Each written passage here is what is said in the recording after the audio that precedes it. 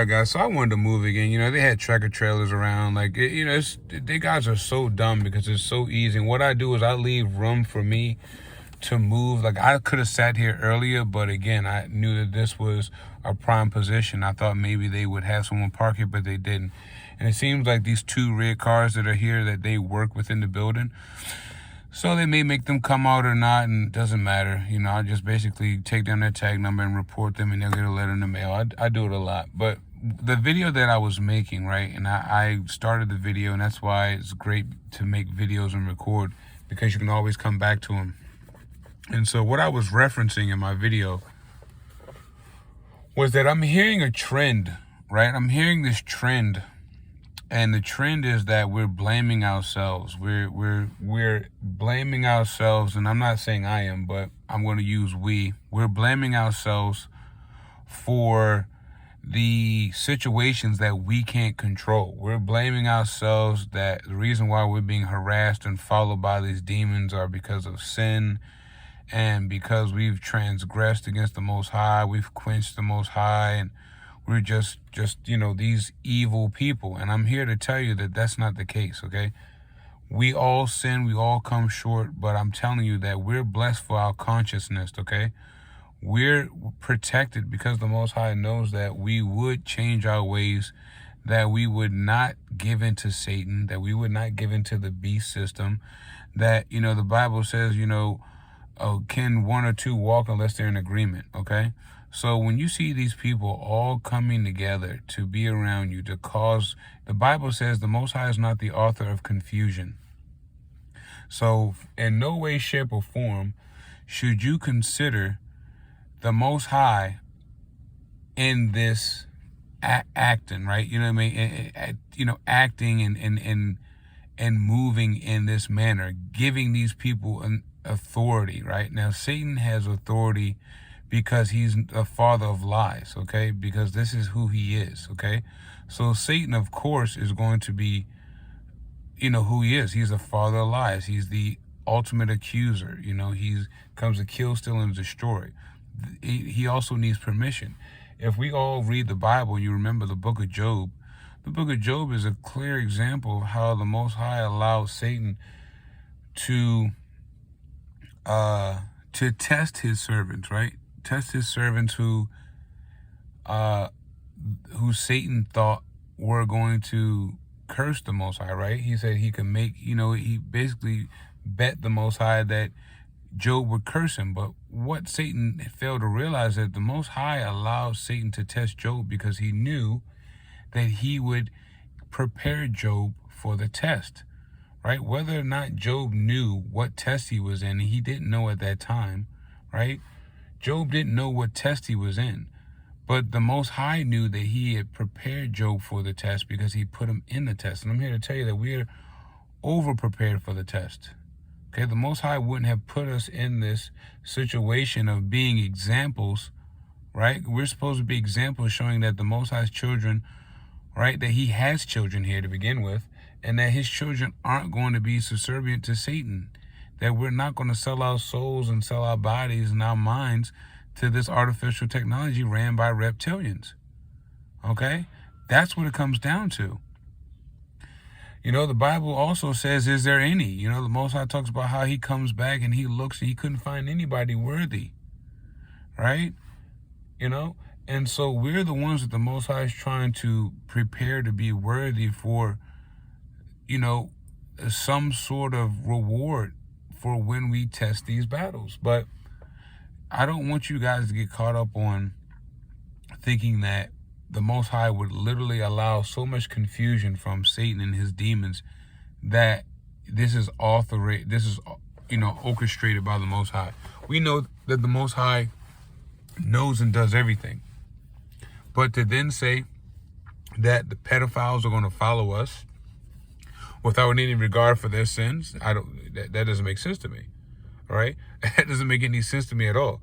So I don't want you to think for 1 second that somehow, some way, that the Most High is going to really allow pedophiles and demons to follow us around and make us feel less than, or make us feel like somehow we're just the bottom of the bottom, and you look around you and you see how these people act, you see what they are, no compassion, whether or not they're even human.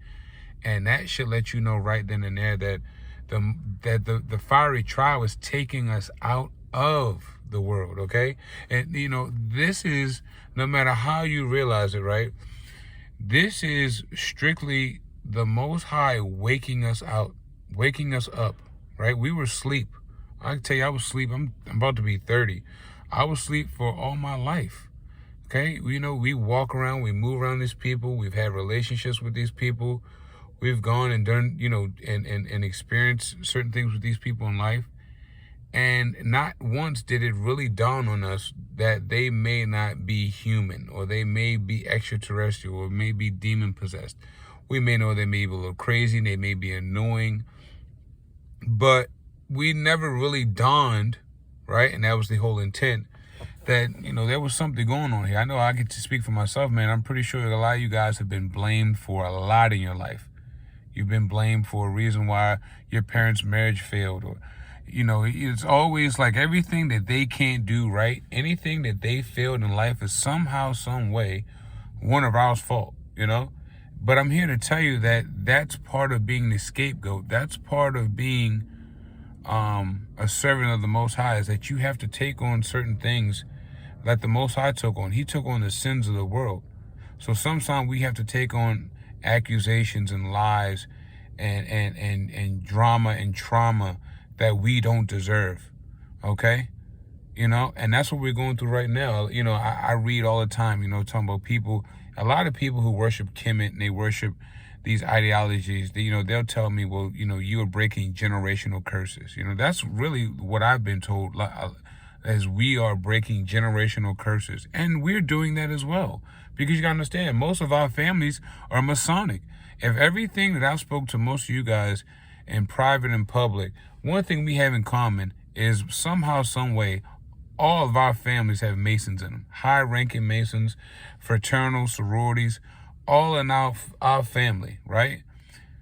So that's not a coincidence, right? It just shows you that if our family, right, mine in particular, who claims to be devout Christians, can worship these false idols in their spare time, it should let you know what characteristic traits they possess and what they don't have. It should let you know where they're coming from already. Test the spirit by the spirit.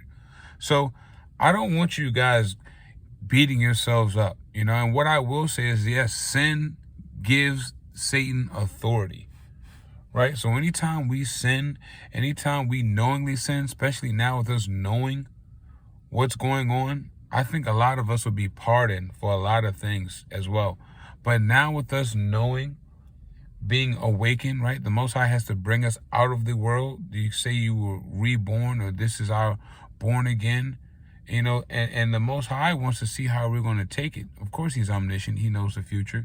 But they're also trying to see how we're going to take it too. That's why they have these insane asylums set up. That's why they're ready to put you in the mental institution, because they're all looking at us like, how are we going to handle truth? How are we going to handle the reality that we've been in a cesspool our whole lives? We've been watched our whole lives.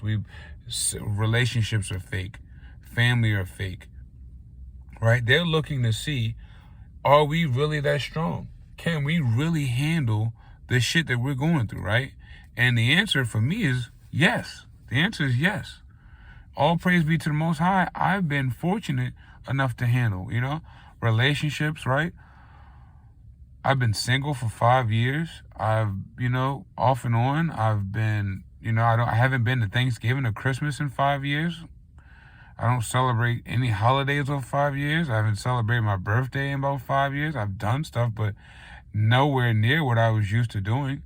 I got rid of my friends, got a new number, deleted my old contacts, and that's what the Most High wants to see. The Most High, the Bible clearly talks about, can you drop everything for me? The Bible talks about, can you leave your mother, your girlfriend, your brothers, your job?